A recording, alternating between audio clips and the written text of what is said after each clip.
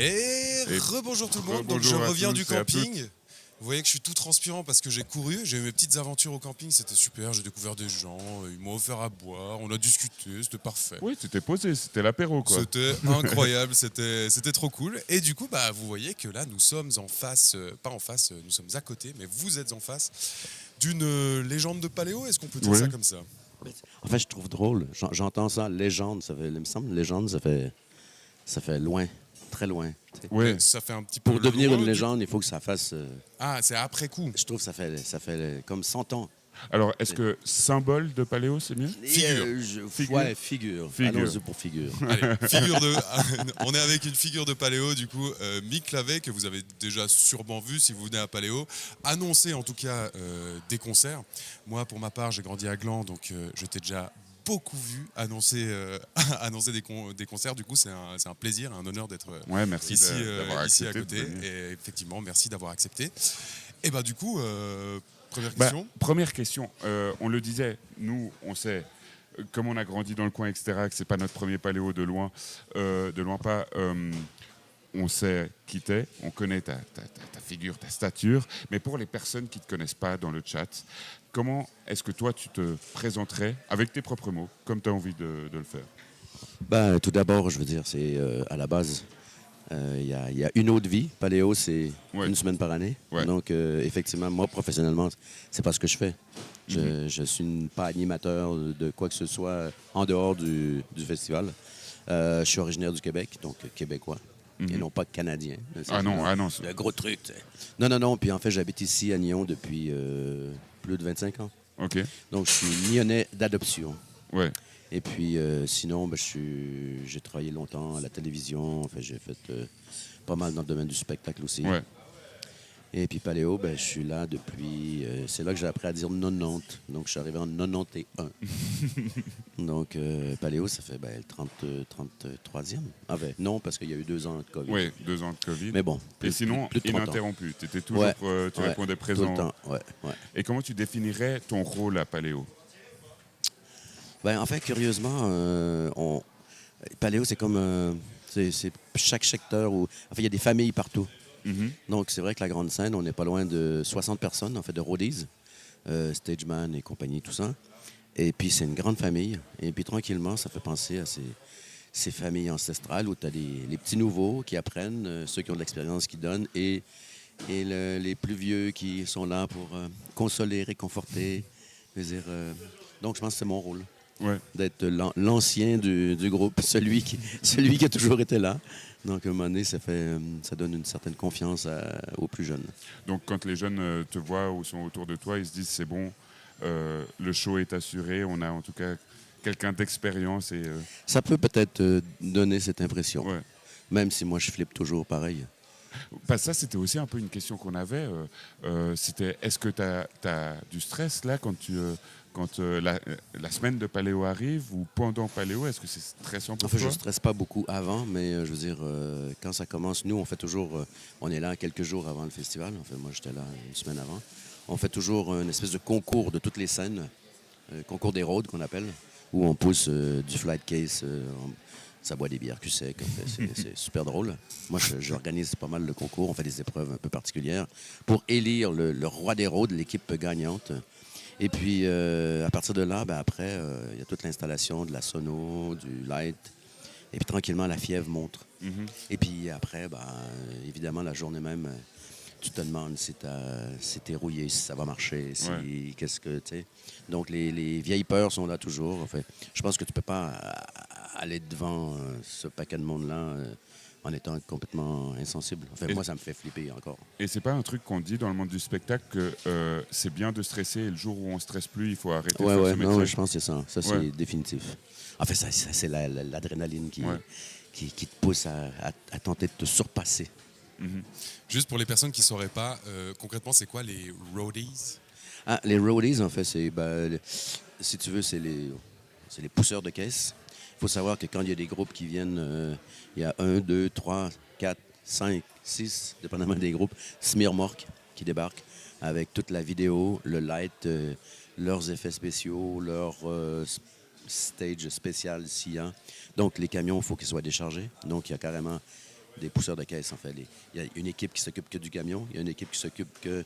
Parce que les productions demandent sur leur rider. Le rider, c'est la feuille de route qu'ils t'envoient. Puis ils disent, nous, on a besoin d'avoir 15 personnes au light, 20 personnes au son. En fait. Donc, il faut que nous, on s'organise en fonction des demandes des groupes. Et puis, chacun a son rôle à faire là-dedans. Est-ce que c'est vrai que ces roadies dorment sous la scène? Tout à fait. Est-ce- On ne doit pas le dire parce que on n'est pas censé. Non, je veux c'est dire, vrai? maintenant tout le monde le sait, mais je veux dire. Est-ce que j'ai fait Non, une non, non, connerie non, non, directement non, en non, live? non, maintenant tout le monde le sait, mais normalement c'est pas trop. Réglementaire. On est les seuls qui ont ce privilège. Ok. Ah ouais, ok. Ouais. Et du coup, maintenant que c'est out, est-ce que tu pourras nous emmener voir ces hamacs et tout? Parce que je crois qu'on n'a pas les accès. Regarde, ça fait le lèche, ça fait tout de suite. On va y aller. Ça serait J'ai peut-être trop- possible. Ça j'ai- serait peut-être j'ai trop- possible. J'ai trop envie de voir ces hamacs. Ouais. genre, Ah, il n'y a pas que les hamacs, hein, ça rivalise d'inventivité. Il y a moi, le je frigo, me construis un truc, ça prend 2 jours. Tu sais. Ah ouais. Ah, ok. Il y en a que ça prend un hamac, c'est 2 secondes. Ok. Après, ça dépend. Ok. Bon, bah, on verra. On Ah, ça verra vaut la peine. Non, c'est On verra si particulier. ça se fait, mais C'est particulier. j'ai bien envie de voir ça. Ouais. Ouais, On a ouais. bien envie de voir Ouais, ça. ouais, et bien puis, sûr, ouais. pour les gens, qui Tout nous à suivent. fait. Ouais, ouais. Est-ce qu'on peut te demander comment a commencé ton aventure paléo? Parce que du coup, tu n'es pas un membre fondateur de Paléo. Du tout, du tout. Non, moi, je suis arrivé ici. J'ai eu la chance de rencontrer le président du festival Rossella à Québec, parce qu'il y a un de mes amis qui était venu ici avant. Et du coup, quand on s'est rencontrés là-bas, moi, je voulais venir faire un tour en Europe. Il m'a dit, si tu passes par la Suisse, viens nous voir. Donc, je suis passé par la Suisse.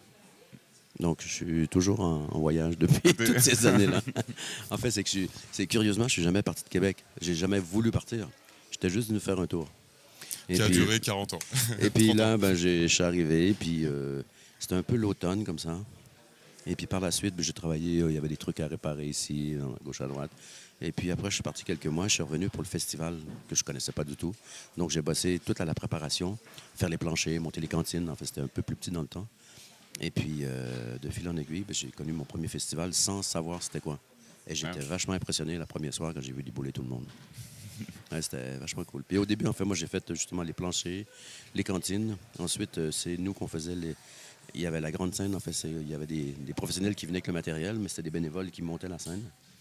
Et puis, moi, je m'occupais des structures métalliques à l'entrée. Puis ensuite, il y a eu le développement du terrain. Il y a eu la scène, maintenant, ce qu'on appelle le Village du Monde, mais c'était le Dôme, qui était une scène très rock dans le temps. Donc moi, j'ai fait... En fait, je pense que les mecs, ils s'étaient organisés, mais il manquait... Tout était préparé avec cette nouvelle scène. Puis en quelques jours avant, ils ont dit, mais merde, il n'y a personne pour annoncer.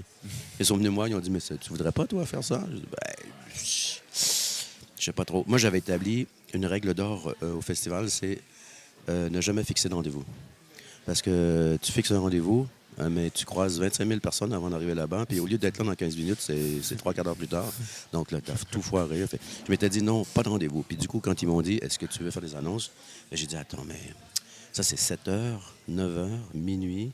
Parce que moi, je pensais que j'allais partir, revenir, faire d'autres choses, alors que je ne savais pas calculer qu'il faut que tu sois là, il faut que tu sois présent, il faut que tu prépares. En fait, bon, bref. Donc, j'ai commencé à faire ça au Dôme. Après, je me suis aussi occupé de la scène en tant que régisseur plateau. Et puis, après 6 ans, la personne qui était à la grande scène, elle est partie. Puis, ils ont dit, mais tu veux pas venir? Puis, en fait, c'est que, comme j'expliquais l'histoire des familles, moi, je gagnais absolument rien à venir à la grande scène. Tu sais, je veux dire, ma famille, c'était le Dôme. Tu sais, je veux dire, c'était pas une promotion pour moi. J'étais perdant. Je perdais ma famille. Mhm. Puis bon, finalement, le challenge était là. Donc, je suis venu à la grande scène. Et puis... Et avant que tu commences à faire les annonces au Dôme, tu faisais dans le monde du spectacle uniquement le côté un petit peu dans l'ombre, ou tu avais déjà eu des expériences sur scène? Parallèlement, puisque j'étais dans la région, je faisais le Caribana aussi. Mhm. Donc, je m'occupais des scènes là-bas aussi et je présentais aussi. OK. Puis à partir de l'instant où j'ai commencé ici, j'ai continué à faire les scènes à Caribana, mais plus d'annonces, puisque je voulais pas être... En fait, pas être à 3-4 places en même temps. Donc, au niveau des plateaux, de régisseurs de plateau, j'ai continué là-bas, mais après, je suis devenu exclusif à Paléo. Ouais, c'est une espèce de fidélité, si tu veux. Mhm. Trop bien. Et du coup, toi, tu as connu énormément de paléo. Est-ce que tu as déjà connu le paléo à Colovray? Justement pas. Moi, je suis arrivé juste la transition. Et tout le monde disait, ouais, c'était mieux avant. J'ai dit, c'est mieux avant. Je sais C'est pas. un Moi, petit peu justement la question qu'on a envie de te poser, c'est t'en as quand même vu beaucoup des paléos. C'est quoi ton sentiment par rapport à l'évolution de paléo? Parce que forcément, que paléo a évolué toutes ces années. Ah, je trouve que je ne suis pas un nostalgique à dire que c'était mieux avant. Même qu'au contraire, je pense que ça s'améliore vachement. Je veux dire, tout le professionnalisme qui règne. Enfin, même sur les scènes, les gens qui reviennent, c'est des gars qui sont, je sais pas, moi, dans la vie, avocats, médecins, étudiants. Tu sais, il y a de tout. Mais quand les mecs ils viennent là, tout le monde est en short, il fait beau, tu pues, tu rotes, ça sent pas bon. Et c'est ça, c'est paléo. Tu sais, puis tu passes la semaine à faire la même chose et tu oublies tout le reste. Et je trouve que c'est super important d'avoir ce côté-là. Tu vois. Toujours aujourd'hui. Et puis, du coup. oui, toujours aujourd'hui, puis ça s'améliore parce que les gars qui reviennent d'année en année, ben, gagnent une expérience dans un domaine. Enfin, ne serait-ce que rouler des câbles. Ça a l'air tout con, hein, rouler un câble de micro. Il y en a qui vont faire un nœud avec ça. Il y a une manière de faire ça. On le sait, nous, on galère avec Nous, nos câbles. Non, justement. Nous. Non, mais puis en fait, c'est qu'à force, les gars, ça fait 5, 6, 10 ans qu'ils reviennent. Donc, à un moment donné, il y a une expérience, même si les gens sont bénévoles, même si ce n'est pas leur domaine. Quand ils viennent à Paléo, ben, ils savent charger un camion, ils savent faire ce qu'on fait à Paléo. Et il y a même des groupes, des fois, qui viennent, où ils ont fait d'autres festivals, où les mecs sont payés, des professionnels supposément de la scène. Puis quand les mecs ils viennent ici, puis qu'ils voient comme ça va, bang, bang, bang, puis qu'après on leur dit, on est bénévole, les mecs disent non, c'est pas possible. On va dans des festivals, les mecs qui sont payés, c'est des professionnels, puis c'est même pas aussi bien qu'ici. Donc, non, je pense que ça a tendance à vraiment s'améliorer d'année en année, parce que moi qui participe à des petites réunions, souvent, ben en fait, c'est que même quand le festival se passe bien, il y a toujours une remise en question de qu'est-ce qu'on pourrait en faire encore mieux. Donc, je trouve que d'avoir cette mentalité-là, c'est déjà pas mal. Donc, tu cherches tout le temps à améliorer un petit quelque chose. Et sur cet aspect dont tu viens de parler sur les bénévoles qui travaillent presque mieux que des professionnels ailleurs, comment est-ce que tu expliques ça? Est-ce que c'est en étant bénévole et en ayant ce sentiment de famille, il y a une responsabilisation des bénévoles qui font qu'ils ne le font pas que pour le salaire, mais aussi parce qu'ils sont attachés à Paléo? Ou comment est-ce que Il n'y a justement pas de salaire. Ouais. Oui, justement. Non, en fait, c'est que c'est vraiment une question de... Tu viens ici, il y a des gens que tu vois qu'une fois par année, et c'est ici. Puis en même temps, seul, tu peux pas faire le truc. Mhm. Mais à plusieurs, tu peux. Mhm. Puis à un moment donné, il y a toute une espèce de solidarité qui s'installe. Il y a tout un... Je sais pas, tu sais, les soirées, des fois, c'est long. Oui. Les matins sont difficiles. Mais Oui. tout le monde est ensemble. Mhm. Et faut que les gens comptent sur toi et tu comptes sur les autres. Mhm. Donc, c'est ça qui est beau. Ça donne un côté particulier. Puis bon, il y a la fatigue, il y a toute la semaine. En fait, c'est quelque part, dépendamment de ce que tu fais, le paléo, c'est une épreuve. Ouais. Parce que bon, c'est pas une cure santé, les gens partant. Nous ne sommes pas sages. On n'a pas des heures de sommeil très régulières. Mais bon, ça dure le temps que ça dure. Après, en fait, souvent, après le paléo, il faut que tu prennes une semaine de vacances. Ouais. Parce que là, tu es Sinon, au bout de ta vie. Mais du coup, on se demandait aussi comment est-ce que tu te prépares à Paléo. Du coup, là, avec ce que tu viens de dire, je me demande aussi comment est-ce que tu te prépares, je sais pas, même juste pour supporter la fatigue, au niveau de l'énergie. C'est quoi ta routine santé avant Paléo? Ouais, c'est ça. Non, en fait, c'est que moi, j'ai le privilège d'habiter ici à Nyon. Donc, l'opportunité de pouvoir, même si j'ai mes appartements sous la Seine, j'ai la chance de pouvoir descendre chez moi, même à pied. Donc, et puisque je bénéficie de ce statut du rôle que j'ai et que je ne pousse pas de caisse et que je ne décharge pas de camion, je peux arriver plus tard et non pas me lever à 8 heures du matin pour décharger des camions. Mhm. Donc, ça me laisse l'opportunité d'aller dormir chez moi et ça m'aide beaucoup. Sinon, je passerais beau travers.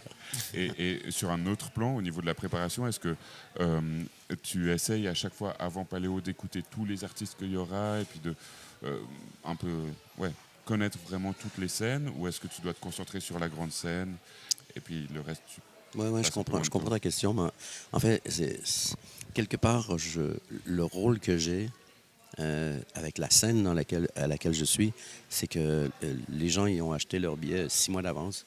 Et tout le monde qui sont devant savent mieux que moi tout ce qui se passe. C'est quoi. Moi, mon rôle, c'est de m'adapter à ceux qui sont là et de juste leur dire qu'ils ont fini d'attendre, ça va commencer d'une manière très particulière. Ouais. Et puis après, je veux dire, moi, je suis peut-être... Ça dépend des styles de musique, je veux dire, mais c'est pas parce que c'est un style de musique qui me convient pas ou qui me plaît pas ou je sais pas trop quoi Mais les 30 000, 35 000 personnes qui sont devant, ils sont là pour ça. Donc, je suis pas là pour dire, ouais, votre truc, les gars, c'est pas terrible. Mais bon, hein, on va y aller. Donc, je me mets, moi, dans la peau de ceux qui sont là en disant, mais putain, les gars, depuis le temps qu'on attend, ça y est, c'est maintenant. C'est un peu ça l'esprit, tu vois. Ouais. Donc, j'ai pas besoin. Puis à part ça, si tu es au Village du Monde, là tu as besoin de dire aux gens qu'est-ce qui va se passer un peu, quel genre, ou je sais pas, il y a une manière de faire ça. Tandis que la grande scène, mais tu sais, les gens, ils savent, ça fait X temps, c'est à telle heure, tu n'as rien à leur apprendre. Ouais. Donc, tu as juste un message, une manière de leur dire ben, que ça va, ils ont fini d'attendre, ça va commencer. Hein, avec une manière un petit peu... 2-3 petits habits à paillettes, puis let's go. Let's go. Et, est-ce qu'on peut te demander des petites anecdotes un petit peu donc, on en a plusieurs à te demander. Tu réponds bien sûr si tu as envie. Hein. Mais moi, déjà, je suis intéressé. Une anecdote marrante avec une star. Ben, hier soir. Qu'est-ce qui s'est passé hier soir? Hier soir, moi, ça fait des années, parce que je les avais déjà eu au Dôme, Skunk Anansi qui est venu. Donc, moi, je suis très, très fan de... En fait, curieusement, j'écoute beaucoup de musique, mais je suis pas vraiment fan d'un groupe ou quoi que ce soit. Alors que je suis bien placé pour être en émotion devant tous les chanteurs. Mais bon, bref, elle, Skin, la chanteuse, moi, je trouve qu'elle a une voix phénoménale, tout ça. Et quand j'ai balancé le concert hier, ben, en fait, j'ai fait un check au batteur qui rentrait sur scène. Puis je suis tombé, d'habitude, ils sont dans un autre axe. Puis là, je retournais pour poser le micro, puis elle était juste là, tu sais. Puis j'ai fait elle m'a tendu les bras, on s'est fait un gros hug, tu sais. J'ai putain, wow, tu sais, Skin, wow, tu sais. Je m'attendais pas, tu sais. Je venais de dire, ouais, OK, Skunk Anansi, tu sais, tu sors, puis elle est là, tu sais. Paf, gros hug, tu dis, wow. C'était trop cool. Incroyable. Ça, c'était mais vraiment parce beau. que tu commences à enfin, t'en as vu beaucoup de ces grandes stars. Oui, mais en fait, c'est que, si tu veux, nous, on fait affaire surtout, tu sais, eux, ils payent des gens pour s'occuper d'eux. Donc, nous, on fait souvent affaire avec ceux qui s'occupent d'eux. Donc, souvent, les stars, ils sont dans les loges derrière, tu les vois pas, et tu les vois, mais 2 minutes avant qu'ils rentrent sur scène. Donc, il n'y a pas vraiment d'échange en tant que tel. Il y a l'année passée, il y avait Booba. Bon, en fait, moi, je suis pas tellement fan, mais ça, c'est pas grave. Il y a plein de gens qui sont fans. Et puis, l'année passée, quand j'ai annoncé, ben, en fait, la scène, parce que des fois, la scène, elle est fermée. Des fois, il y a des gens qui peuvent venir, puis d'autres fois, ils mettent des banderoles. En fait, c'est la scène complètement bloquée. Et là, elle était bloquée, mais sauf que moi, je fais l'annonce. Puis avant d'entrer sur scène, il est venu vers moi. Il a dévié un petit peu, puis il est venu me faire un check. T'sais. Ah ouais? Là, waouh, Booba. En fait, moi, bon, c'était cool. Mais après, il y a des gens qui ont dit putain, on a vu la vidéo, il y a Booba qui est venu te faire un check. J'ai dit, ah, ben oui. Tu sais, avec. C'était cool, mais. Mais du coup, maintenant, avec le temps, est-ce que tu es un peu moins impressionné de rencontrer ou de croiser des grosses stars ou tu as toujours été un peu indifférent? Non, je ne suis pas indifférent. C'est juste que j'ai côtoyé, un moment donné, il y avait Robert Plant, tu sais, qui était là, à côté de toi. Tu te dis, putain, le chanteur de Led Zeppelin, Robert Plant, qui est là, à côté de toi. Il y a du respect. Ouais. Et puis, il y avait une fois, il y avait Vanessa Paradis qui chantait, puis il y avait Johnny Depp qui était juste là, à côté. Donc, c'était drôle, tu étais à côté du pirate. Et puis, moi, je me demandais aussi en termes d'anecdotes. Est-ce qu'il y a une fois une présentation que tu as faite où, en repartant de scène, tu t'es dit, j'ai foiré. C'était pas top. Oui. Oui, en fait, ça a super bien marché. marché. Tu peux en parler, bien sûr. Non, ça a super bien marché, mais à un moment donné, j'ai eu un blanc existentiel et j'ai voulu mourir. Ouais. Pendant 2-3 secondes, je voulais disparaître. Je me disais, mais sauve, enlevez-moi, faites-moi disparaître. Parce qu'il y avait, je pense que c'était au tout début, un concert de Alain Souchon. Et puis, moi, je connais pas trop, c'était pas, au Québec, il y a pas... C'est pas comme quand tu vis ici, tes parents ont écouté ça, puis dans le temps, il y avait beaucoup plus de trucs à la radio, donc des chansons que tu connais même pas, mais que tu les sais par cœur, parce que tu les as tellement entendues. Et puis, du coup, il y avait, j'ai regardé, dans une de ces chansons, il y avait des paroles qui disaient « Dans chaque fleur, il y a l'été, et dans chaque seconde, l'éternité. » Puis je me suis dit, tiens, je vais me mettre là, je vais poser le genou par terre et je vais dire, dans chaque paléo, il y a l'amour et c'est avec lui ce soir qu'on va le partager. Je me dis, ça, c'est super, tu sais. Puis là, j'étais arrivé sur scène, tac, puis je dis, dans chaque fleur, il y a l'été, dans chaque seconde, l'éternité. Je pose le genou par terre. Mais là, mon gars, je voulais mourir. Je savais plus. Tu sais, je disais, t'as chaud, tu sais, t'as chaud, froid. Et là, les secondes sont longues. Là, mais c'est une éternité. Non, mais ça. Puis finalement, paf, c'est revenu. J'ai dit, et dans chaque paléo, il y a l'amour, et c'est avec lui où on va le partager. Puis bon, paf, Fanny Souchon. Puis quand je suis sorti, il y en a qui m'ont dit, mais mon gars, mais comme t'as posé le truc, comme t'as attendu. Tu sais, en fait, moi, c'est la pire truc, mais apparemment que ça avait passé comme le gars qui prend son temps, tu sais, pour poser le truc, alors que là, je voulais mourir. Donc, ouais, ça, c'est... Après, tu te dis, il faut que... Moi, maintenant, quoi que je fasse, quoi que je dise, même si c'est des petits trucs, moi, j'écris, je me le répète 25 000 fois pour éviter d'avoir... même si c'est simple. Même, salut, bonsoir, comment ça va? Tu sais, faut savoir aussi comment ponctuer. Parce que si tu dis, ouais, comment ça va? Puis si tu continues à parler tout de suite, tu poses une question. Donc, il faut t'attendre un peu la réponse. Il y a toute une manière de faire, toi. Mais ça, tu as appris avec l'expérience ou tu as une expérience théâtrale avant de faire ça? Ouais, je pense que tu apprends au fur et à mesure que tu fais. Ouais. Puisqu'au cours de l'année, c'est pas mon job, en fait. C'est pas, tu sais. Donc, après, tu te auto-formes, puis tu essayes de voir puis comment ça va aller. Puis moi, je pense que j'ai la chance d'avoir une certaine... Je sais pas, je dois avoir une tête sympathique parce que les gens, ça a l'air à marcher. Parce qu'après, tu sais, je veux dire, moi, ça m'est arrivé moi-même d'aller à quelque part où tu as un gars qui dit puis tu dis, putain, je suis machin. Donc, j'ai le privilège d'avoir la cote, en fait, de passer pour un gars qui est pas trop mauvais. Donc. Même plutôt bon, je pense. Très bien, j'ai une petite question à te poser. Musique et politique, c'est souvent lié.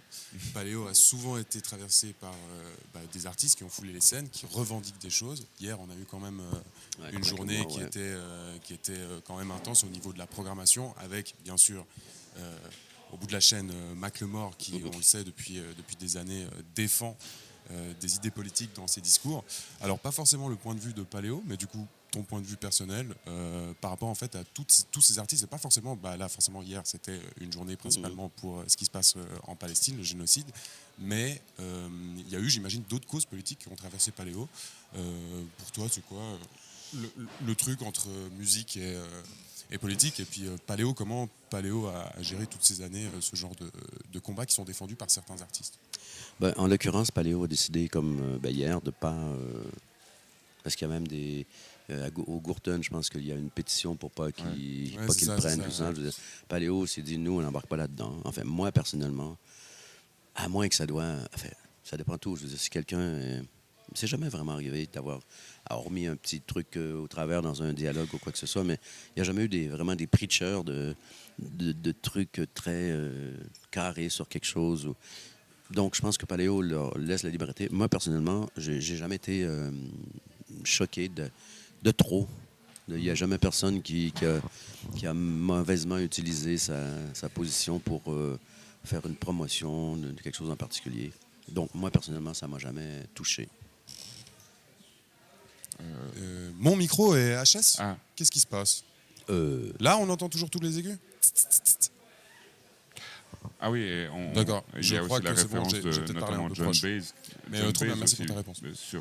Par rapport à l'histoire de Paléo, John Baez aussi qui était très militant, très engagé. Est-ce qu'il y a des questions dans le chat? Is there some question in the chat? On commence à arriver à la fin. En attendant, moi aussi, j'ai une autre question à te poser. Okay. Sur Internet, là, récemment, il y a eu une petite bataille entre deux youtubeurs qui étaient à la base amis et qui ensuite se sont séparés. Ils s'appelaient Villebrequin, ils parlaient de bagnole. Il n'y en a pas un qui... Il n'est pas mort? Non. Non, alors il y a un autre truc là, que j'ai lu dans le petit journal Super 20 minutes, là, qui disait que t'as un YouTuber comme ça qui était... il y avait trop de haters, puis je pense que il a mis fin à ses jours. J'ai vu ça passer. Moi, j'ai pas vu, mais ça peut arriver souvent avec le cyberharcèlement et tout, c'est terrible. Mais du coup, non, là, c'est deux potes qui ensuite se sont clashés sur YouTube. Et puis dans une Trump et Musk? Presque. Presque, mais là c'est des youtubeurs français. Et du coup dans une des vidéos, il y en a un qui pleure vraiment à vives larmes et son ex-ami l'accuse que c'était des fausses larmes en s'étant mis de la menthe, là, je sais pas quoi. Et tout. Voilà. Et du coup moi, je t'ai vu beaucoup de fois, souvent au dernier concert. Ouais. Quand tu annonces le dernier concert, c'est Paléo et je t'aime et je t'aimerai toujours, quelque chose comme ça. Ouais, ouais. Et t'as la larmichette. Est-ce que c'est des vraies ou des fausses larmes? Ah ben c'est évidemment du fake. Non, non, non. C'est, si tu veux, après une semaine de marathon, d'avoir pas été dans des conditions idéales, tu manques de sommeil, t'arrives au bout d'un truc, c'était une aventure. À toutes les années, c'est une aventure humaine extraordinaire. Et puis, ouais, tu sens que ça va être c'est ça, c'est la dernière fois que tu vas parler, les feux vont s'éteindre, c'est fini, c'est comme, tu sais, c'est triste, c'est émouvant, c'est chargé plein d'émotions. Puis, il faut savoir qu'avec tous les gars que tu as été pendant toute la semaine, enfin principalement les gars de la scène, ben ils sont presque tous là. Puis après, quand c'est fini, ben moi je me retourne, les gens ne voient pas ça, mais on saute dans les bras. Je veux dire, on vient de passer au travers d'une tempête. Parce que quelque part, c'est comme on est passé à travers d'une grosse expérience, tout le monde en se mettant ensemble. Puis ouais, c'est hyper chargé d'émotions. Donc non, c'est pas des fausses larmes, c'est de la vraie émotion. Et c'est Je m'attendais pas à une autre réponse. et c'est souvent même un moment. Moi, je trouve important parce que j'en profite aussi pour les gens le savent, mais pour remercier en fait tous les bénévoles qui ont travaillé sur le festival et pour donner un petit mot de preacher, de vous aimer, tout le monde, tout ça. Et puis après, ben, tu dis ciao, bonsoir. Tu sais, puis ça prend. Ouais. Eh ben, je crois qu'on va se quitter sur ces mots. Est-ce que tu as Ouais, quelque chose à ajouter? Oui, je vais pleurer. Mais trop bien, merci. Et puis, du coup, on note pour les hamacs. Oui. Je te recontacte. Et Oui, y a est-ce pas de qu'on- souci. Est-ce qu'on peut te demander une petite faveur? C'est Ah bah de oui, bien signer sûr. le tableau derrière toi. On demande aux Ah ouais. personnes qu'on interviewe des signatures. Il n'y a pas de problème. On n'a pas préparé le... Je peux te reprendre. Yes. Bon, ciao. Au revoir.